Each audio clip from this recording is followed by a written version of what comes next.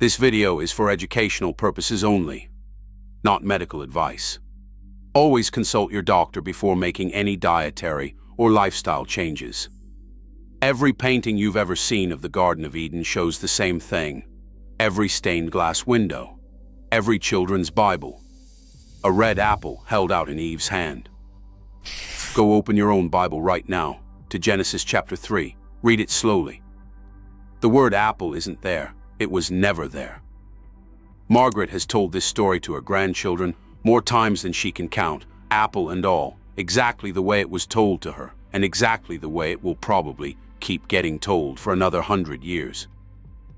She has no idea she's had this detail wrong her entire life, along with nearly everyone else who's ever heard the story. I'm not going to tell you yet what the fruit actually was, or how we actually know. But by the end of this video, you'll understand exactly where the apple came from, what scholars actually believe grew on that tree, and one simple way to bring the far more likely candidate into your own kitchen tonight.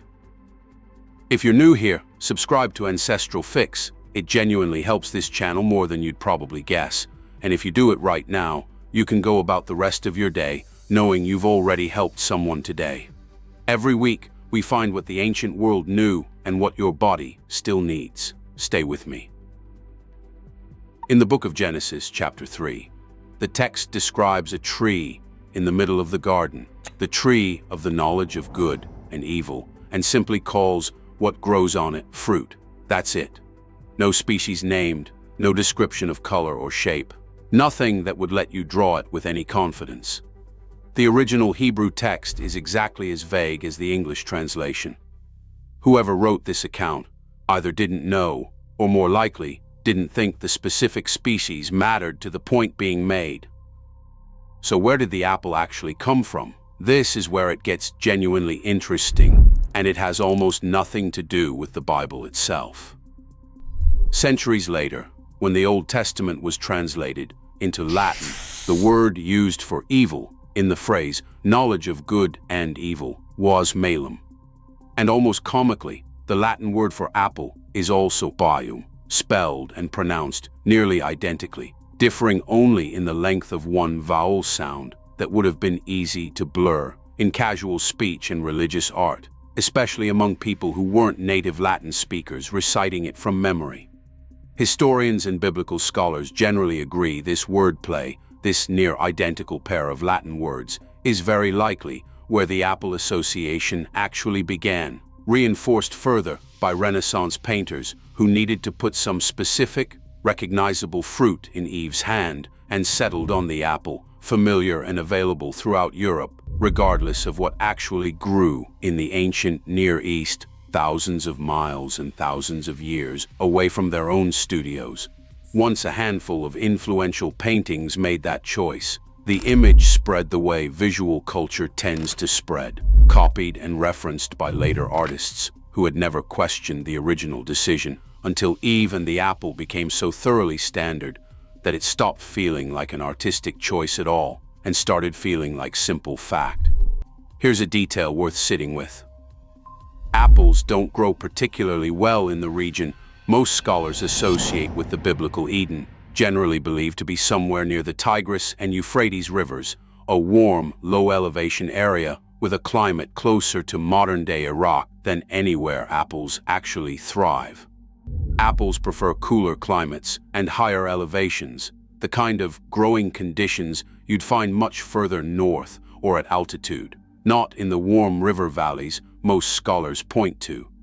Whatever grew in that garden, it very likely wasn't an apple tree at all, regardless of the translation issue, simply because the climate itself makes it an unlikely candidate before you even get to the wordplay. This detail on its own has quietly convinced plenty of biblical scholars and historians who otherwise might not put much weight on a Latin pun. Geography, in this case, backs up the linguistic explanation rather than contradicting it, which is part of why the apple theory has become so thoroughly accepted among people who actually study this question closely, even while it remains almost completely unknown to everyone else still picturing a red apple without a second thought. So what do scholars actually believe grew there? there are a few genuine candidates that come up across Jewish and early Christian commentary, each with at least some textual reasoning behind it. The grape, associated elsewhere with knowledge and celebration; the wheat plant, tied in some rabbinic commentary to intellectual maturity; the citron and the pomegranate, often connected to abundance and royalty. But the strongest, most frequently cited candidate is the fig, and the reason is sitting in the very next verse after the fruit is eaten. Genesis chapter 3 verse 7 says that immediately after eating the fruit, Adam and Eve sewed fig leaves together to cover themselves. Ever wonder why fig leaves specifically happened to be right there, immediately available in the exact moment they needed something? That's not a coincidence most scholars are willing to accept easily. The far simpler explanation, the one that requires the fewest assumptions, is that they were already standing at or near a fig tree when it happened, its broad, wide leaves within arm's reach the same moment they needed exactly that, rather than some entirely different fruit tree with a convenient fig tree happening to grow right beside it. Figs appear throughout the rest of Scripture as one of the most significant and commonly mentioned fruits in the entire Bible, associated repeatedly with abundance, blessing, and the richness of the land itself. The fig tree shows up again and again across both the Old and New Testament, used in parables, mentioned alongside vines as a symbol of peace and prosperity, and referenced enough times that its cultural weight in the ancient world is hard to overstate. That significance, combined with the fig leaf detail, sitting immediately next to the story, is why so many biblical scholars across centuries of commentary have pointed toward the fig as the most likely candidate, far more than any other single fruit proposed. Let's move into why any of this actually matters for Margaret's kitchen, beyond simply correcting a detail she's had wrong her whole life. Figs, fresh or dried, are rich in fiber, and dried figs specifically deliver a meaningful amount of potassium and calcium for a fruit, nutrients that matter more as we age, alongside a natural sweetness that doesn't require any added sugar. None of this makes figs a superfood or a cure for anything. It simply means that the fruit most likely actually associated with this story happens to be a genuinely solid, whole food choice on its own merits, regardless of the biblical connection. Now, before you assume every red apple you've ever eaten was somehow wrong or misleading, that's not really the point here. Apples are a perfectly good fruit on their own terms, genuinely nutritious and worth keeping in your regular rotation, and nobody's suggesting you avoid them. What's interesting is simply how a translation coincidence from 2,000 years ago became so thoroughly baked into art, culture, and how an entire story gets told that almost nobody stops to check the actual text anymore, generation after generation, just accepting the image without question. So how would you actually bring figs into your own routine, especially if apples have quietly been your default fruit for years? Fresh figs, when in season, need nothing more than a rinse and a bite, the skin entirely edible with a soft, jammy texture, unlike almost anything else in the produce aisle.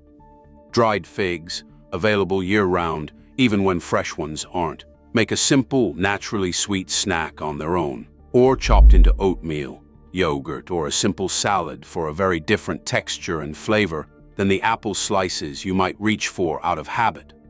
A few dried figs stuffed with a little nut butter make a satisfying dessert that needs no oven and no added sugar at all, ready in about the same time it takes to slice an apple.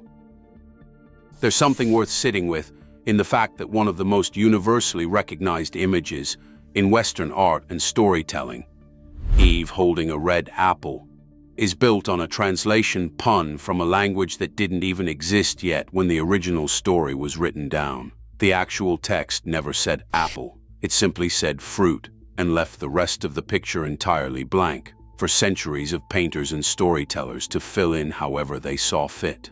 This is really the same quiet theme running through so much of what we cover on this channel. It's not that apples are secretly wrong or that figs are secretly superior. It's that the version of a story most of us actually carry around in our heads has often drifted a long way from the original text itself, shaped more by centuries of art and retelling than by what was actually written down.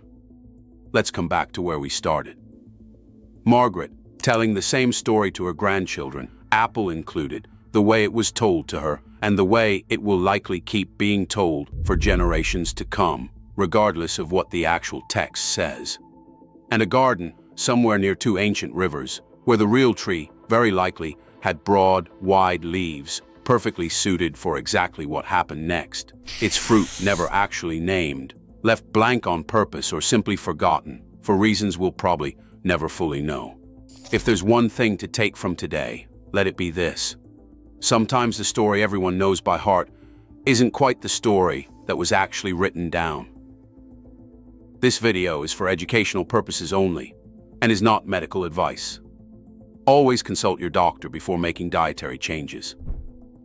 If this kind of ancestral wisdom speaks to you, consider subscribing. It helps this channel more than you'd probably guess. And if you do it right now, you can go about the rest of your day knowing you've already helped someone today. Because next time, we're looking at a weapon the Byzantine Empire used for 800 years that was so effective and so secret, the formula disappeared when the empire fell. We'd love to have you along.